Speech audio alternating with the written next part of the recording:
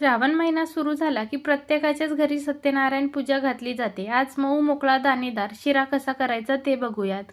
इथे मी रवा, साखर आणि तूप समप्रमाणात घेतलेले आहे। त्याच्यानंतर इथे मी 1.5 वाटी दूध आणि 1.5 वाटी पाणी वापरलेलं आहे। तुम्ही संपूर्ण पाणी किंवा दूध वापरलं तरी देखील चालेल।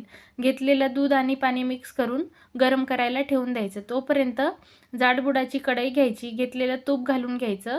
पूर्ण तूप न घालता थोडंसं बाकी ठेवायचं, म्हणजे अधूनमधून लागलं तर आपल्याला घालता येतं।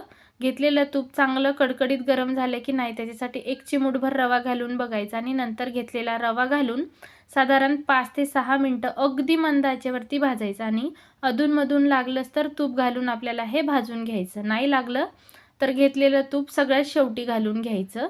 छान असं मी थोडं थोडं तूप घालून रवा सोनेरी रंगावरती परतून घेतलेला आहे। रवा सगळं भाजून झाल्यानंतरच एक मध्यम अशी केळी घालायची, जास्त मोठी पण नाही आणि लहान पण नाही। 1/2 वाटीच्या प्रमाणासाठी एक छोटी केळी पुरेशी आहे। केळी घालून सुद्धा आपल्याला हे साधारण 5 ते 6 मिनिटं परतून घ्यायचं। नंतर आवडीचे ड्रायफ्रूटसुद्धा तुम्ही याच्यात घालून घेऊ शकता, नाहीतर पूर्णपणे ऐच्छिक आहे।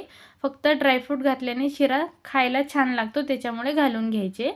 आता सगळं परतून झाल्यानंतर आपल्याला दूध घालायचं। दूधसुद्धा चांगलं गरम झालेलं आहे, कढईसुद्धा गरम आहे, त्याच्यामुळे थोडं थोडं घालायचं आणि मिक्स करत जायचं। एकाच वेळी सगळं दूध न ओतता थोडं थोडं घालून घ्यायचं, नाहीतर एका हाताने दूध घाला आणि एका हाताने मिक्स करून घेतलं तरी देखील चालतं। छान असं मिक्स करून घेतल्यानंतर 2 मिनिटाची वाफ काढून घ्यायची। 2 मिनिटाची वाफ काढून नंतरच आपल्याला साखर घालायची। साखर घालायची घाई करू नका, नाहीतर शिरा खूप चिकट होतो, अजिबात दाणेदार होणार नाही।